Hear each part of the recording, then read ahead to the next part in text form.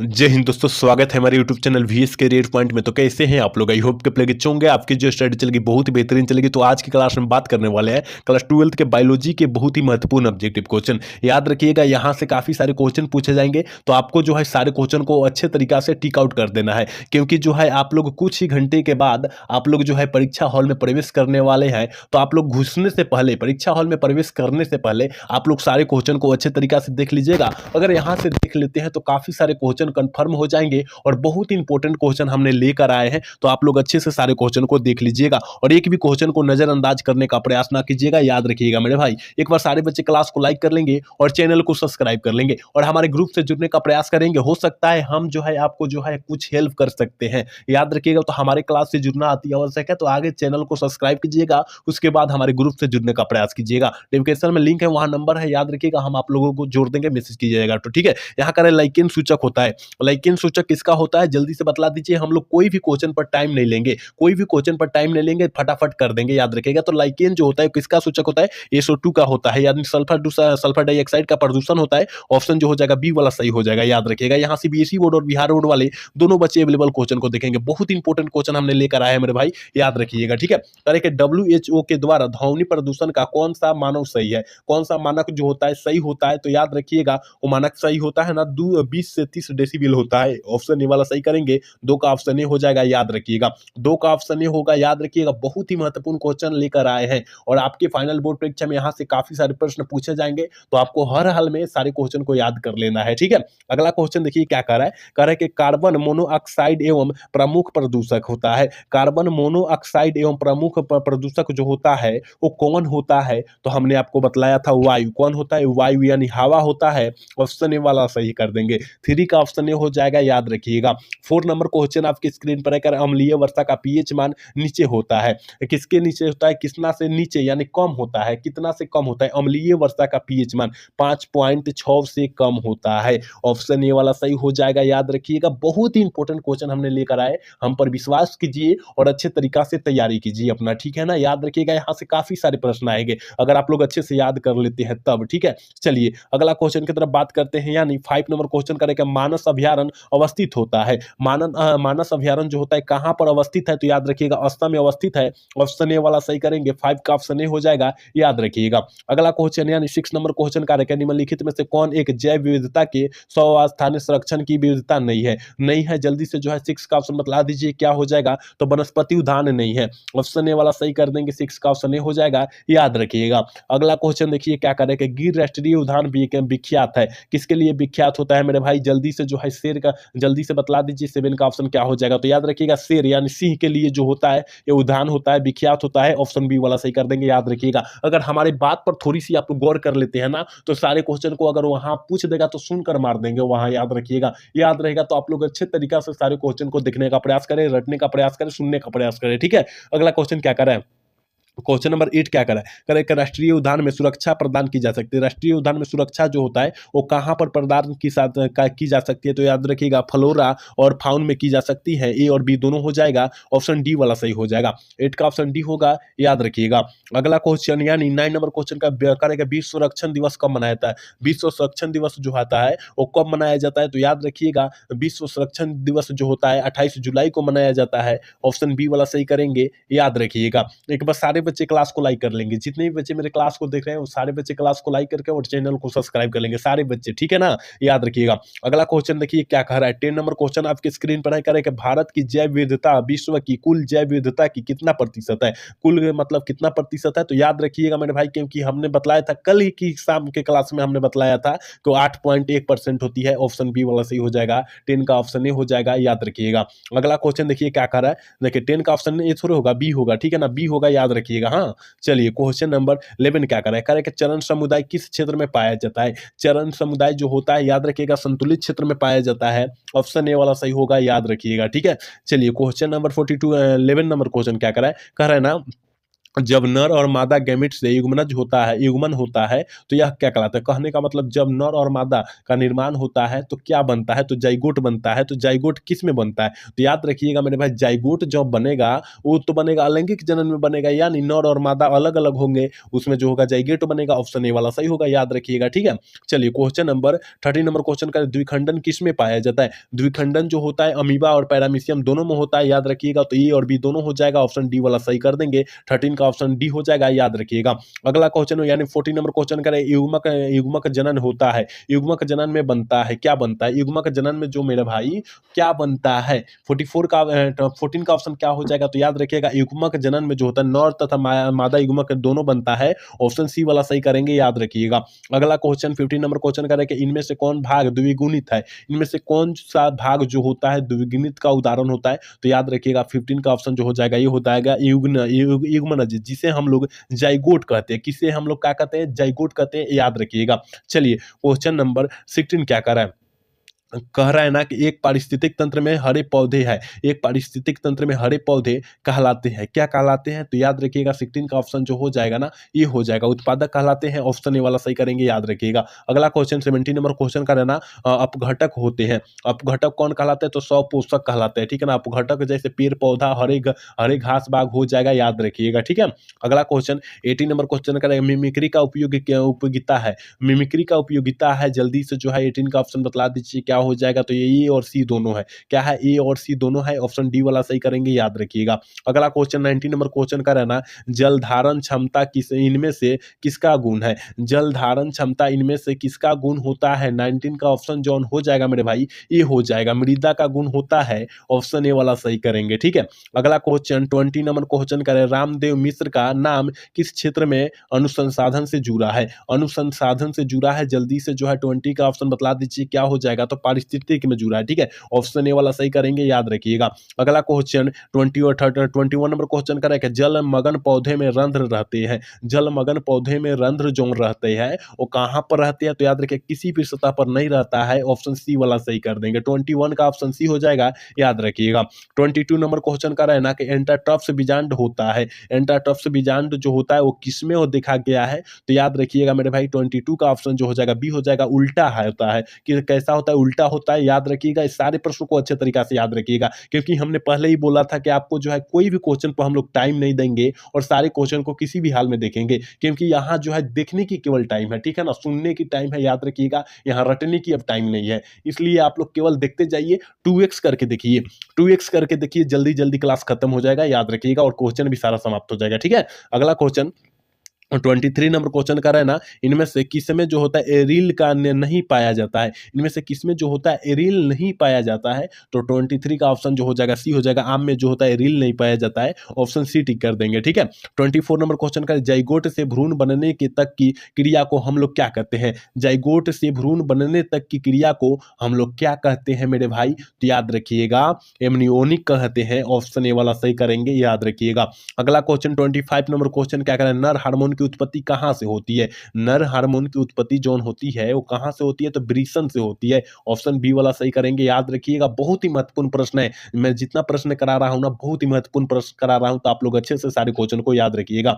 अगला question 26 number question का, नर युग्मक एवं मादा युग्मक के संलयन को या निषेचन को हम लोग क्या कहते हैं? तो जाइगोट कहते हैं, क्या कहते हैं? जाइगोट कहते हैं, याद रखिएगा, ऑप्शन डी वाला सही हो जाएगा। जब नर और मादा एक साथ मिलेगा, संयोजन करेगा, तो यह जाइगोट का निर्माण कर देगा, याद रखिएगा। ठीक है, अगला क्वेश्चन 27 नंबर क्वेश्चन कर रहा है कि मानव में होता है, मानव में क्या होता है, मतलब कौन सा निषेचन होता है? मानव में जो होता है वो कौन सा निषेचन होता है मेरे भाई? तो याद रखिएगा 27 का जो ऑप्शन हो जाएगा ये हो जाएगा, आंतरिक निषेचन होता है, ठीक है ना। जैसे कि उच्च श्रेणी के पौधों में आंतरिक निषेचन होता है और निम्न श्रेणी के पौधों में जो होता है बाह्य निषेचन होता है, आप लोग पढ़े होंगे। ठीक है, चलिए क्वेश्चन नंबर 28 क्या करें, गोल्डन राइस में किस विटामिन को स्थानांतरित किया गया है? गोल्डन राइस में किस विटामिन को जो है स्थानांतरित निर्धारित किया गया है, तो याद रखिएगा 28 का ऑप्शन जो हो जाएगा ये हो जाएगा विटामिन ए के, ठीक है। विटामिन B12 मत मार दीजिएगा, नहीं तो गलत हो जाएगा, ठीक है। ऑप्शन ए वाला ही सही करना है। अगला क्वेश्चन 29 नंबर क्वेश्चन का है, बीटी जीन का उपयोग कर किस फसल को पीरक रोधी बनाया जा सकता है? किस फसल को हम लोग पीरक रोधी बना सकते हैं? तो याद रखिएगा कपास को भी, टमाटर को भी, मक्का को भी, इनमें से सभी हो जाएगा। ऑप्शन डी वाला सही कर देंगे, ठीक है। अगला क्वेश्चन 30 नंबर क्वेश्चन करेंगे, संकरण की पहचान किसके द्वारा की जाती है? संकरण की पहचान जो है वो किसके द्वारा हम लोग कर सकते हैं? तो याद रखिएगा ऑटो रेडियोग्राफी के द्वारा कर सकते हैं। ऑप्शन बी वाला सही करेंगे। चलिए 31 नंबर प्रश्न क्या करें, कवक को किस एंजाइम से संधारित किया जाता है? किस किस एंजाइम से करते हैं? तो याद रखिएगा 31 का ऑप्शन जो हो जाएगा ये हो जाएगा काइटिनेजेंस से करते हैं। ऑप्शन ए वाला सही करेंगे, याद रखिएगा। अगला क्वेश्चन 32 नंबर क्वेश्चन करेंगे, निम्न में कौन जैव उर्वरक है? निम्न में जो है कौन जैव उर्वरक है? तो याद रखिएगा इनमें से सभी जो होता है जैव उर्वरक का उदाहरण होता है। ऑप्शन डी वाला सही हो जाएगा, याद रखिएगा। आप लोग अच्छे से सारे क्वेश्चन को देखने का प्रयास कीजिएगा और आपको जो है बेहतर तरीका से वहां मार्क कराइएगा, क्योंकि आपके पास अब टाइम कुछ ही घंटा बचा हुआ है। तो इस घंटे में जो है आप लोग अच्छे तरीका से अपना तैयारी कर लीजिए, ठीक है ना। अपना जो है सारे क्वेश्चन को रिवीजन कर लीजिए। चलिए क्वेश्चन नंबर 33 कह रहा है कि पनीर में विशेष प्रकार की सुगंधित किससे आती है? मतलब पनीर जब बनता है उसमें सुगंधित का जो होता है वो किससे आती है? तो याद रखिएगा 33 का ऑप्शन जो हो जाएगा सी हो जाएगा, जीवाणु से आती है। ऑप्शन सी वाला सही करेंगे, याद रखिएगा। 34 नंबर क्वेश्चन कह रहा है ना, नील हरित शैवाल किस खेत के लिए उपयोगी जैव उर्वरक है? नील हरित शैवाल की बात कर रहा है तो याद रखिएगा चावल के लिए है। किसके लिए? चावल के लिए है। ऑप्शन सी वाला सही हो जाएगा। चलिए 35 नंबर क्वेश्चन कह रहा है, मिट्टी को उपजाऊ बनाने में सहायक होता है। मिट्टी को उपजाऊ बनाने में सहायक जौन होता है कौन होता है? जैविक खाद होता है, जैसे कि पशुओं का मलमूत्र हम लोग बोल सकते हैं, ठीक है। चलिए क्वेश्चन नंबर 36 क्या कह रहा है ना मेरे भाई, कह रहा है कि कवक एवं उच्च कुल के पौधों की जड़ों के बीच बनने वाले सहजीवी संबंधों को कहा जाता है। हम लोग क्या कहते हैं? तो ये भी हमने प्रश्न आपको बतलाया होगा, उसे माइकोराइजा कहते हैं। ऑप्शन बी वाला सही करेंगे। 36 का ऑप्शन से बी हो जाएगा।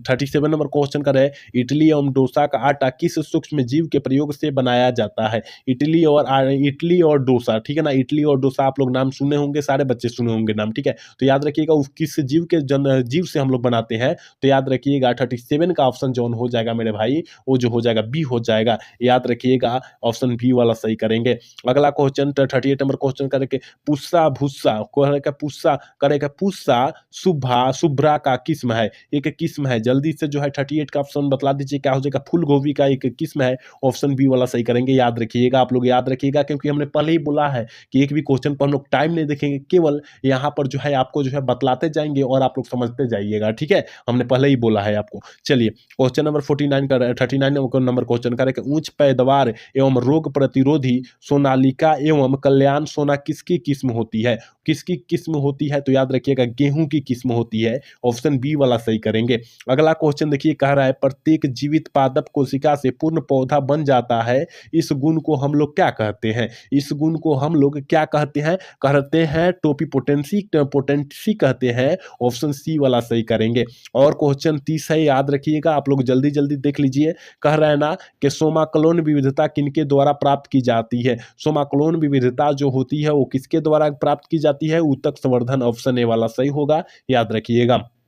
अगला क्वेश्चन 42 नंबर क्वेश्चन कह रहा है ना, इनमें से कौन गाय की प्रजाति नहीं है? कौन जो होती है गाय की प्रजाति नहीं होती है? याद रखिएगा यहाँ जो होता है जर्सी भी नहीं होती है, याद रखिएगा। सुरती जो होती है ये गाय की प्रजाति नहीं होती है। ऑप्शन डी वाला सही हो जाएगा, क्योंकि जर्सी जो होती है ना ये जो होता है भैंस की प्रजाति होती है, याद रखना है ना। चलिए 43 नंबर क्वेश्चन करें, महसाना तथा श्रुति किनकी प्रजाति है? महसाना तथा श्रुति जो होती है वो किसकी प्रजाति होती है? तो याद रखिएगा भैंस की प्रजाति होती है। अभी हमने बताया ना श्रुति और महसाना जो होती है ये जो होती है भैंस की प्रजाति होती है, ठीक है। ऑप्शन बी वाला सही हो जाएगा। 43 का ऑप्शन बी हो जाएगा, याद रखिएगा।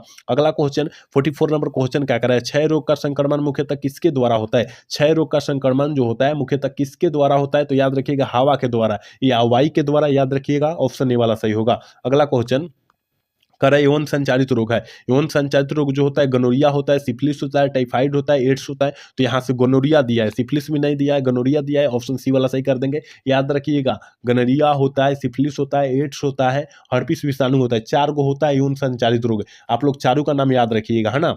चलिए 46 नंबर क्वेश्चन कह रहा है ना, कह रहा है कि वैसे पदार्थ जिनके प्रतिरक्षी अनुक्रिया अनुक्रिया होती है उन्हें हम लोग क्या कहते हैं, उन्हें हम लोग क्या कहते हैं, तो एलर्जन कहते हैं। ऑप्शन ए वाला सही कर देंगे, 46 का ऑप्शन ए टिक कर देंगे, याद रखिएगा। अगला क्वेश्चन 47 नंबर क्वेश्चन का, बी लिम्फोसाइड, बी लिम्फोसाइड का निर्माण कहाँ होता है, अस्थि मज्जा में होता है। कहाँ होता है, अस्थि मज्जा में होता है, ऑप्शन ए वाला सही कर देंगे, ठीक है। अस्थि मज्जा में होता है, ऑप्शन ए वाला सही करेंगे। अगला क्वेश्चन 48 नंबर क्वेश्चन करें, मेमोरी किसका का निर्माण किससे होता है, मेमोरी कोशिका का निर्माण जो होता है वो किससे होता है, तो याद रखिएगा 48 का ऑप्शन बी हो जाएगा, लिम्फोसाइट से होता है, ऑप्शन बी वाला सही करेंगे। 49 नंबर क्वेश्चन का रहना कि प्रागैतिहासिक गुफा चित्र की रचना कब हुई थी, चित्र की रचना जो हुई थी वो कब हो चुकी थी, तो याद रखिएगा 18,000 पूर्व हो चुकी थी, ऑप्शन ए वाला सही करेंगे, याद रखिएगा।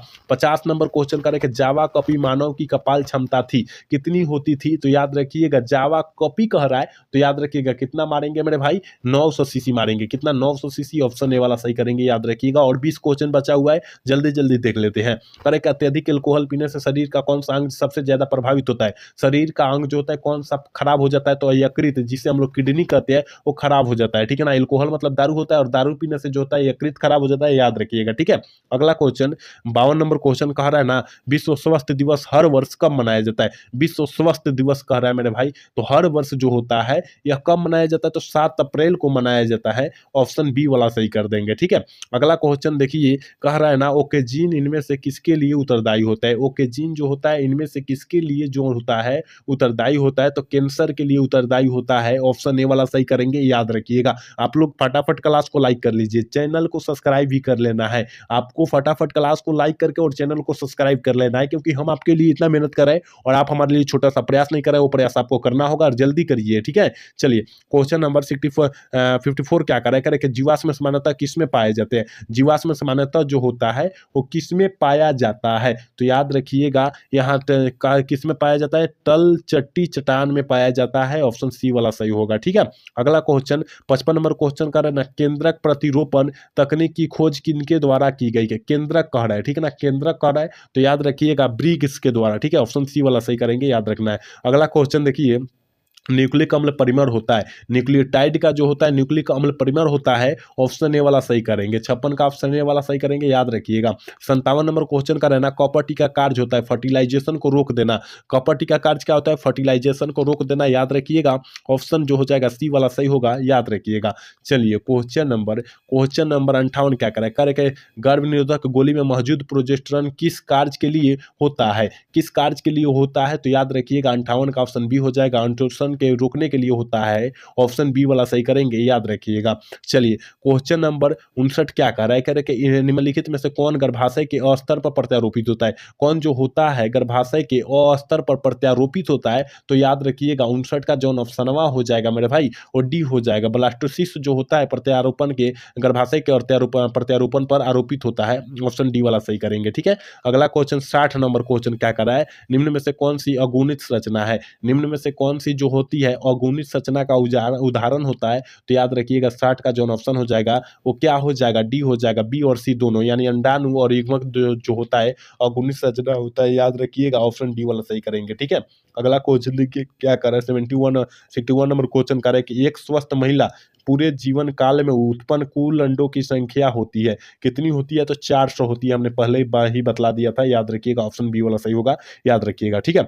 चलिए क्वेश्चन नंबर 62 क्या करें, वीर्य को इनमें से किसमें से हिमीकृत किया जाता है, किसमें किया जाता है, तो तरल नाइट्रोजनी में किया जाता है, ऑप्शन ए वाला सही करेंगे, याद रखिएगा।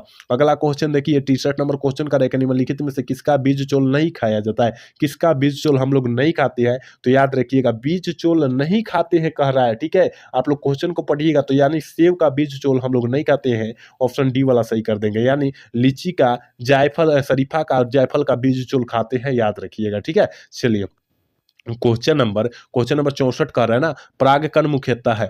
परागकण मुख्यतः क्या है मेरे भाई? तो याद रखिएगा, यह जो होता है नर युग्मक होता है। ऑप्शन सी वाला सही होगा, ठीक है। चलिए क्वेश्चन नंबर 65 क्या करे करे कि गुरु बीजाणु मातृ कोशिका से बनाता है, क्या बनता है? क्या बनता है? तो 65 का ऑप्शन क्या हो जाएगा? तो याद रखना है मेरे भाई, 65 का ऑप्शन जो हो जाएगा सी हो जाएगा, गुरु बीजाणु बनता है। ऑप्शन सी वाला सही करेंगे, याद रखिएगा।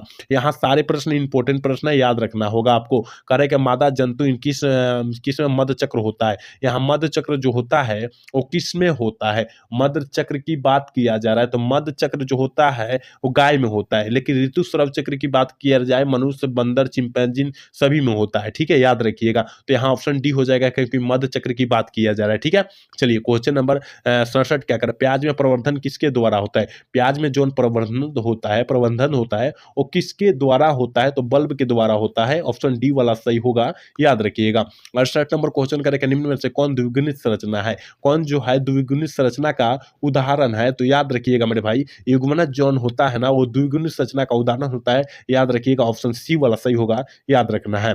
चलिए 69 नंबर क्वेश्चन कर रहे हैं ना कि आगरा की स्थित विश्व प्रसिद्ध ताजमहल को मुख्यतः किस गैस से खतरा है? बहुत ही इंपॉर्टेंट क्वेश्चन है कि आगरा का ताजमहल जो है उसको जो है किस गैस से खतरा है? तो हमने आपको बतलाया था, ऑलरेडी पहले ही बतलाया था कि सल्फर डाइऑक्साइड से खतरा है। ऑप्शन सी वाला सही होगा। हमने पहले ही बोल दिया था कि 70 क्वेश्चन ही देखेंगे और बहुत इंपॉर्टेंट क्वेश्चन देखेंगे। यहाँ बहुत इंपॉर्टेंट क्वेश्चन हमने कितना 70 ही लाए थे। अगर आप लोग देख लेते हैं तो यहाँ से काफी सारे प्रश्न आपके फाइनल बोर्ड परीक्षा में आएंगे, तो आपको दिखना अति आवश्यक है। अगर नहीं भी देखें तो शुरू से अंत तक देख लीजिए जल्दी जाकर, ठीक है, 2x करके, ठीक है।